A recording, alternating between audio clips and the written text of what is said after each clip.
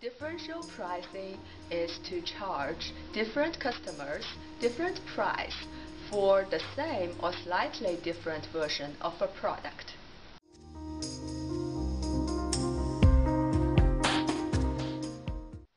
The true value of a product is what a buyer will pay for it, so a firm's pricing strategy should always be value-based.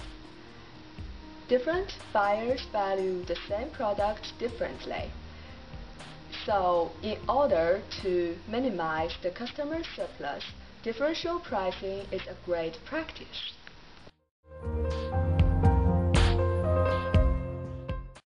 Location can also impact differential pricing. First, differential pricing can be instituted based on the location of the seller. It is obvious that hotel room buyers are likely to pay more for a guest room in New York than an identical room located in West Lafayette.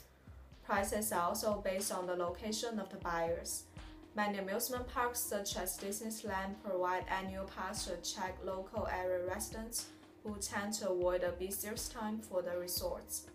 Finally, though it is less common at this time, some restaurants establish prices based on their buyers' dining experience.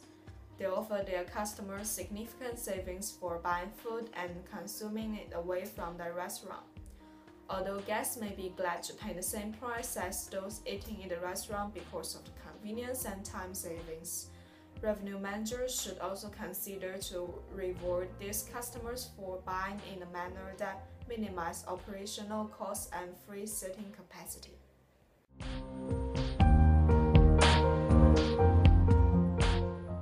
One of the things that is happening with differential pricing at the moment is that it's becoming, it's in the past we've had differential pricing that was relatively static. I would give a price to one group and then I would give a price to another. Now differential pricing is becoming much more complicated in that suppliers are able to change their prices by day of the week and by hour of the day, and so that's sort of adding to some of the complexity. So it's like time. Yeah, so it's function. It's part of a function of time.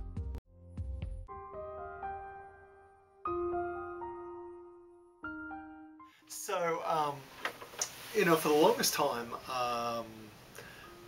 suppliers have had different rates with different distribution channel members. That means that I can give a special rate to a tour operator, probably a lower rate, but because it's opaque, because people can't see what price I'm giving, it means that I can give great rates to channel members who are giving me high volume. It's one of the ways that I can manage my pricing portfolio.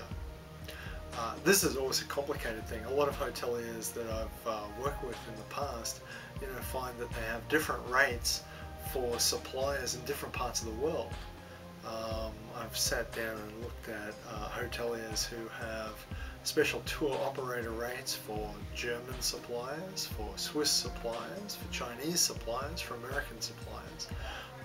And so the complexity becomes quite challenging, particularly when you consider that they've probably got several seasons and different countries quite often have different seasons.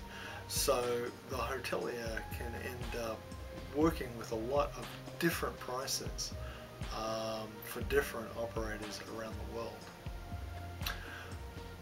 One of the challenges is distribution channel conflict. As hoteliers have found ways of reaching out to consumers more directly through the internet, and with that they're able to change their prices directly.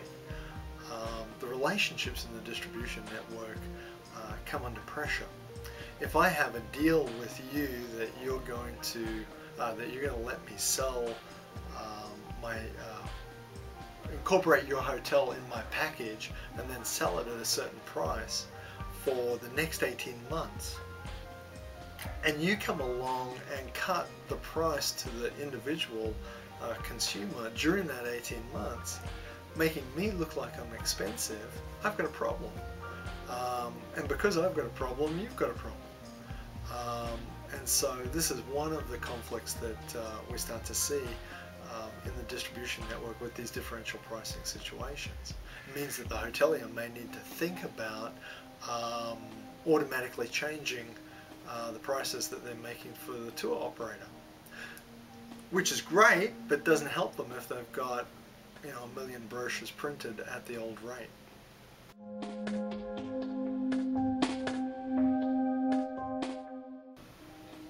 So one of the ways that hoteliers have managed differential pricing is by keeping the price that the consumer pays opaque, keeping it invisible.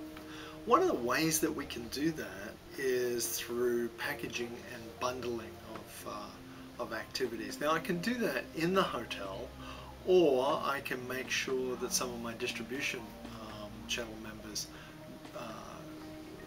package so that the cost of my goods is hidden. In the hotel, it might mean that I add things that are of value to the consumer that actually don't have much of a cost to me. Putting them together in a way that it hides the actual cost of the room itself. An example of that might be a spa package where I include the overnight accommodation plus a breakfast in the morning, plus some element that's at the spa or on the golf course if I've got a resort or something like that. All of those prices packaged in together so that it's sold at one cost, and it's really hard for the consumer to pull out of that what the value of the room is. The same sort of thing happens with a tour operator or another member of the distribution channel who put together a package. What they'll do is they'll get a rate from the hotelier. The rate may be given on the basis that it's not given as a per night room rate, but rather as a 2 or 3 night package.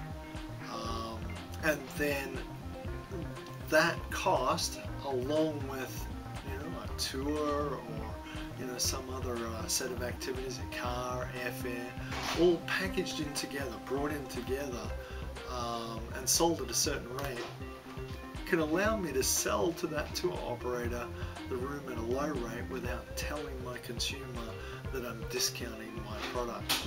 In this way, I keep my brand integrity. My place doesn't look cheap, but I'm also able to give discount volumes to volume discounts to people who are in other parts of my distribution channel.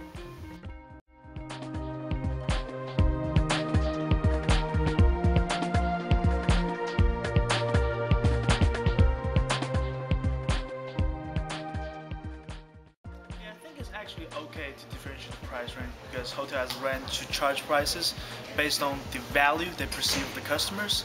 So for business travelers, if they less concerned about the price, hotel can actually charge higher for the post prices. If they're like students, older people, if they're concerned about money, they should surely just charge less for those people to receive them to the hotel.